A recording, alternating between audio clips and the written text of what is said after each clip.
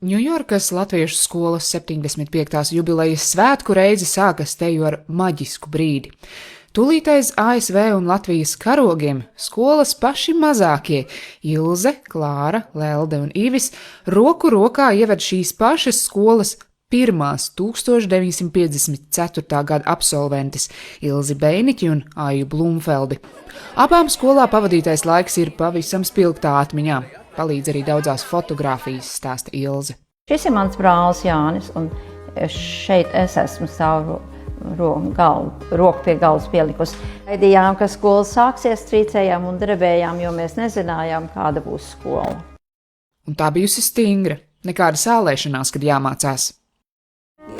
Tie apstākļi nebija rožaini. Bija liela zāle, kas atdalīta, kur klases bija atdalītas ar tāfelēm, bīdāmām tāfelēm. Ar visu to, ka tā bija virtuve, vai kas viņa bija? Tā bija vienīgā klase, mēs bijām pašai savu telpu. Vecākie skolnieki, un mums bija sava klase. Daudzi audzēkņi vēlāk paši kļuva par latviešu skolu pedagogiem, arī Ilze un Aija. Skola vairāk kārt mainījusi atrašanās vietu, taču nesajūtu, ka tās ir otrās mājas. Es gāju bērndārzā, pirmskolā un visu ceļu līdz 8. klasē katru sestdienu. Vēl pie tām bez latviešu skoliņas bija arī skautu gaidu nodarbības. Es biju tais telpās 3, 4, 5 reizes nedēļā, pazinu visus, te bija visi mani draugi. Tas, ka šeit sastopas draugi, redzams ik uz soļa arī šajā vakarā. No sirmām galvām līdz mazākajiem delvariem, uz skatuves un uz deju grīdas.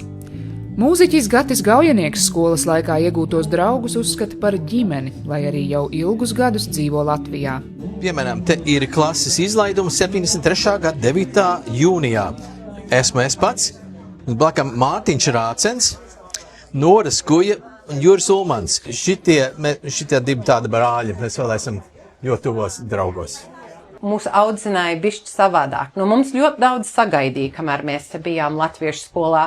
Ne tikai par skolniekiem, bet par cilvēkiem. Kādi mēs bijām, ko mēs gribējām no dzīves, kā mēs domājām, mēs varētu palīdzēt Latvijai vai vispār latviešiem Amerikā. Šobrīd skolā mācās 23 skolēni, un mācību priekšmeti nav mainījušies kopš pirmās dienas. Ko tu šeit mācies? Gramatiku, dziesmas, dejas, bībele, latviešu history, latviešu vēsture. Dažās jomās tomēr nācies mainīties līdzi laikam, īpaši pēc Latvijas neatkarības atgūšanas, kad Ņujorkā sāk ierasties pirmie jauniebraucēji no Latvijas.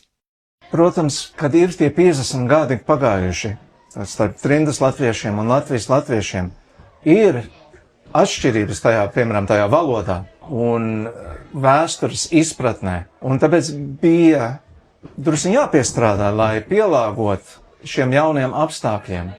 ASV dzīvojošajiem latviešu bērniem, kuri vairs nerunā latviski, izveidota atsevišķa mantojuma klase. Un pie latviešu valodas zināšanām dažādos līmeņos šeit var tikt arī pieaugušie. Līva Karlsone, Latviešu.com sadarbībā ar diasporas reportieriem speciāli Latvijas televīzijai.